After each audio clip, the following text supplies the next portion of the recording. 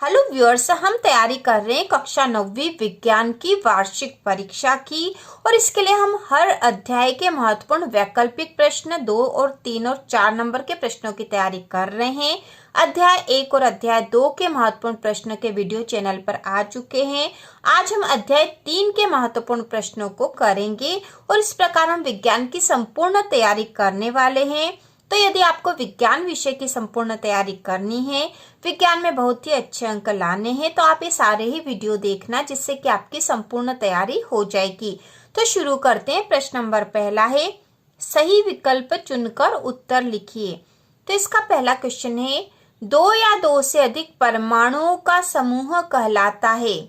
2 या 2 से अधिक परमाणुओं का समूह कहलाता है। तो इसका उत्तर होगा अणु।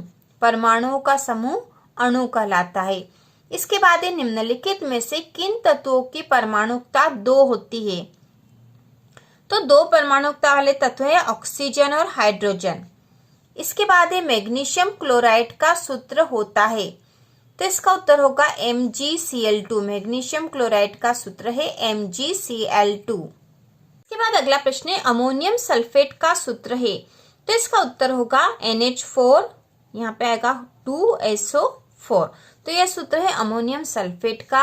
इसके बाद सोडियम नाइट्रेट का सूत्र है। तो यहाँ पे इसका उत्तर आएगा सोडियम नाइट्रेट का सूत्र है NaNO3। NaNO3। इसके बाद अगला प्रश्न है, रिक्त स्थानों की पूर्ति कीजिए। तो इसका पहला क्वेश्चन है, एक रासायनिक अभिक्रिया में अभिकारक और उत्पादों के द्रव्यमानों का योग अपरिवर्तित रहता है। ठीक है, एक रासायनिक अभिक्रिया में अभिकारक और उत्पादों के द्रव्यमानों का योग अपरिवर्तित रहता है। यह का नियम कहलाता। तो यह जो नियम है द्रव्यमान संरक्षण का, ठीक है, द्रव्यमान संरक्षण का नियम कहलाता है। इसके बाद दूसरा है, निश्चित आवेश युक्त परमाणुओं का समूह कहलाता है।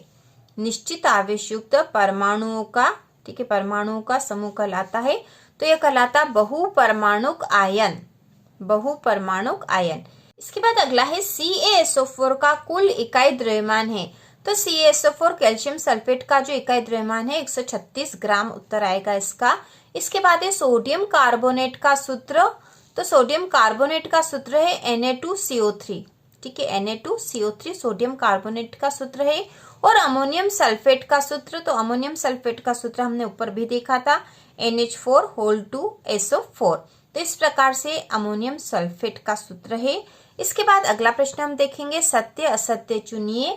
तो इसका पहला क्वेश्चन है, तत्व का सूक्ष्मतम कण परमाणु होता है जो प्रायः स्वतंत्र रूप से नहीं रह सकता तथा उसके सभी रासायनिक गुणधर्मों को प्रदर्शित करता। तो यह कथन सत्य है या असत्य हमें बताना है कि तत्व का सूक्ष्मतम कण परमाणु होता है जो प्रायः स्वतंत्र रूप से नहीं रह सकता है तथा उसके सारे राज्यों रासायनिक गुणधर्मों को प्रदर्शित करता है। तो यह कथन सत्य है। ठीक है, इसके बाद है, द्रव्यमान संरक्षण के नियमानुसार किसी रासायनिक अभिक्रिया में द्रव्यमान को न तो उत्पन्न किया जा सकता और न ही नष्ट किया जा सकता है। तो यह द्रव्यमान संरक्षण का नियम है कि किसी रासायनिक अभिक्रिया में द्रव्यमान को न तो उत्पन्न किया जा सकता और न ही नष्ट किया जा सकता। तो यह कथन भी सत्य है।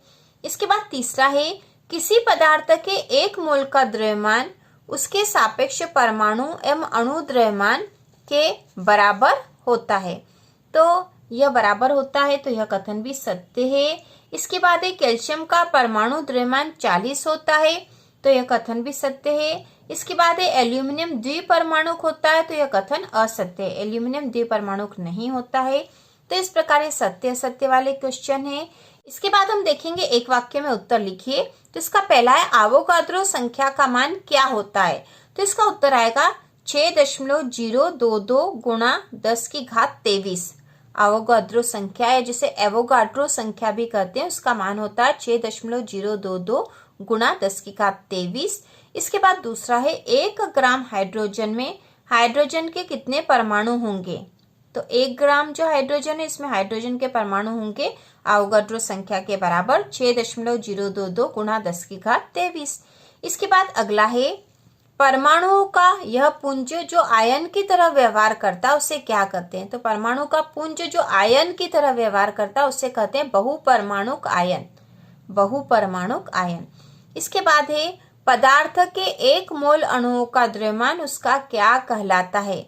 तो 1 मोल अणुओं का द्रव्यमान, किसी भी पदार्थ के 1 मोल अणुओं का द्रव्यमान उसका मोलर द्रव्यमान कहलाता है, मोलर द्रव्यमान।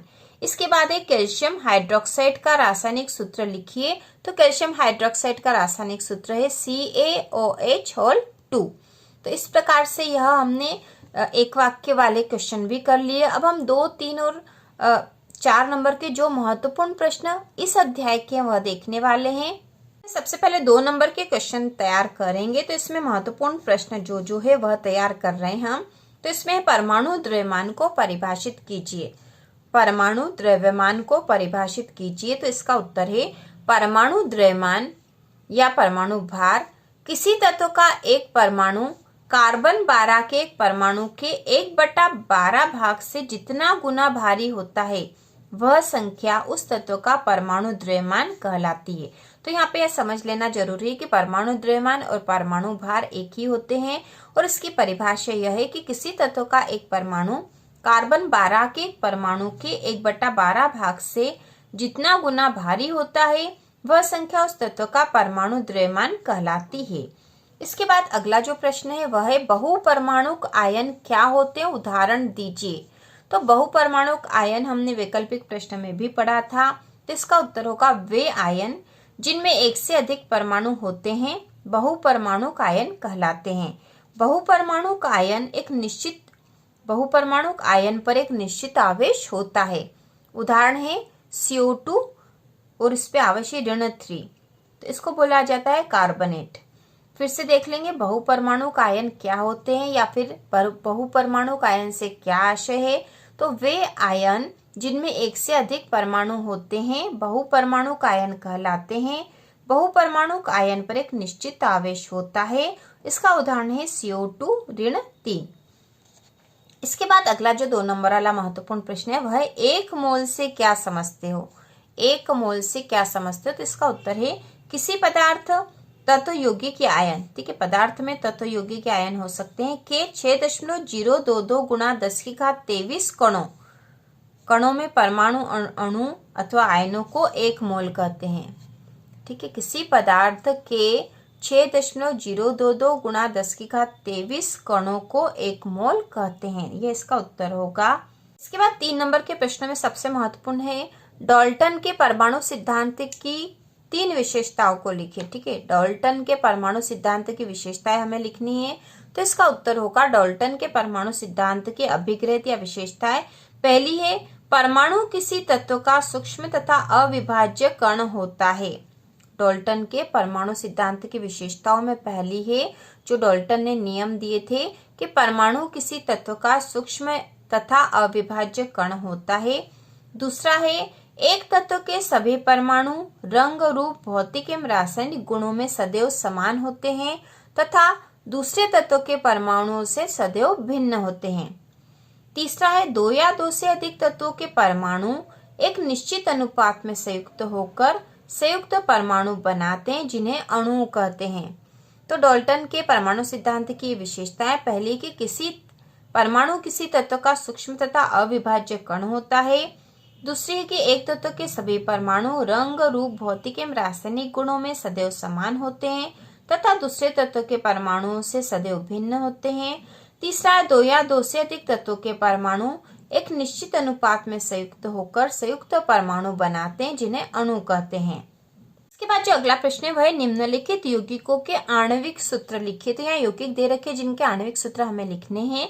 तो सबसे पहला कॉपर, सेकंड ब्रोमाइड। तो इसको इस प्रकार से लिखेंगे कॉपर CuBr2। ठीक है, कॉपर ब्रोमाइड जो इसको इस प्रकार से लिखेंगे CuBr2। इसके बाद दूसरा एल्यूमिनियम, थर्ड नाइट्रेट। तो इसको लिखेंगे AlNO3 और इस पूरे पे कोष्टक लगा के 3 यहाँ लिखेंगे। उसके बाद है कैल्शियम, सेकेंड फॉस्फेट। तो कैल्शियम Ca3PO और इसका होल करके 2 यहाँ लगाएंगे। फिर है आयरन, थर्ड सल्फाइड। तो इसको लिखेंगे Fe2S3। इसके बाद है मरकरी, सेकेंड क्लोराइड। तो इसको लिखेंगे HgCl2। तो इस प्रकार से लिखेंगे हम। इसके बाद अगला प्रश्न है आयनिक तथा आणविक यौगिक क्या होते हैं, समझाइए। तो सबसे पहला आयनिक यौगिक वे यौगिक जो जल में घोलने पर आवेशित कणों धनायन एवं ऋणायनों में विभक्त हो जाते हैं आयनिक यौगिक कहलाते हैं। इसके उदाहरण है सोडियम क्लोराइड और अमोनियम सल्फेट। ठीक है, बहुत आसान है। आयनिक यौगिक वे यौगिक जो जल में घोलने पर आवेशित कणों धनायन एवं ऋणायनों में विभक्त हो जाते हैं आयनिक यौगिक कहलाते हैं। उदाहरण है सोडियम क्लोराइड और अमोनियम सल्फेट। दूसरा है आणविक यौगिक वे यौगिक जो विभिन्न तत्वों के परमाणुओं के परस्पर एक निश्चित अनुपात में जुड़कर बनते हैं।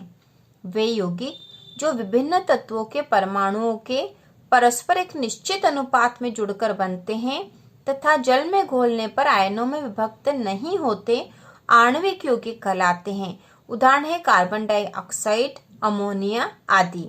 तो इस प्रकार से आयनिक यौगिक और आणविक यौगिक दोनों अलग अलग होते हैं और आपको यह याद होना चाहिए।